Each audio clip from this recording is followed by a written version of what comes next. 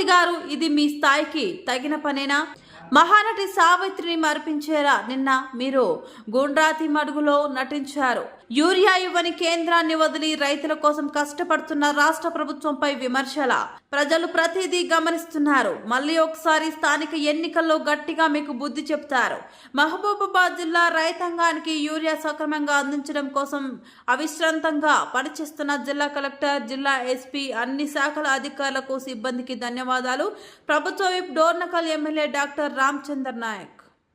కేంద్రాన్ని నిందించాల్సిన మీ ప్రతిపక్ష పార్టీల నాయకులు కేవలం రాష్ట్ర ప్రభుత్వాన్ని, అక్కడేమో షాపుల దగ్గర మోడీ గారి ఫోటో పెట్టుకుంటారు, మీరేమో మా ముఖ్యమంత్రి గారిని, మా ప్రభుత్వాన్ని నిందించడం ఇది ఎంతవరకు భావ్యం? ఒక్కసారి మీరు ఆత్మ పరిశీలన చేసుకోవాలని చెప్తా ఉన్నా.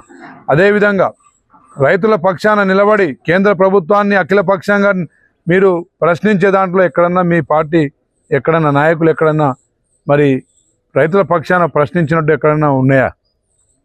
కాబట్టి మీరు చేసే మరి డ్రామా తెలంగాణ రాష్ట్ర ప్రజలు, ముఖ్యంగా డోర్నకల్ మహబూబాద్ ప్రజలు దీన్ని హర్షించరు.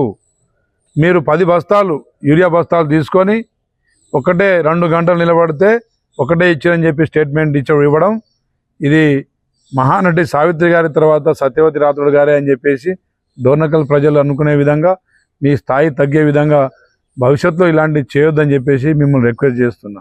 అదేవిధంగా రైతులకు యూరియా పంపిణీలో విజయవంతంగా పోలీస్ యంత్రాంగం, రెవెన్యూ యంత్రాంగం, వ్యవసాయ అధికారులు, కాంగ్రెస్ పార్టీ మండల నాయకులు అందరూ సమిష్టిగా రైతులకు 2 గంటల్లోనే 8 నుంచి 11 లోపే మరి ముందు రోజే లిస్టు తయారు చేసి, ఎవరికైతే ఇంతవరకు రాలేదో అలాంటి రైతాంగాన్ని మరి లిస్ట్ అవుట్ చేసి వారికి సవ్యంగా యూరియా అందించడంలో మరి సక్సెస్ అవుతున్నారు. అధికారులందరికీ అభినందిస్తున్నాం. తప్పకుండా యూరియా ఇప్పటికే గత సంవత్సరంలో ఇచ్చిన దానికంటే రెట్టింపు యూరియా ప్రజలకు అందింది.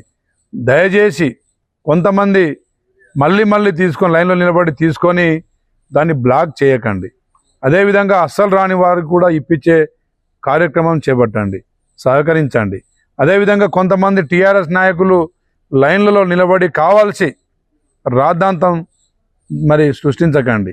దానివల్ల ప్రజలకు కొంత ఇబ్బందికరమైన పరిస్థితులు వస్తాయి. కానీ తప్పకుండా మీ పార్టీ చేసే, మీ నాయకులు చేసే డ్రామాలు ప్రజలు కూడా తెలుసుకుంటారు. రేపు రాబోయే స్థానిక ఎన్నికల్లో మీకు బుద్ధి చెప్తారు. Thank you.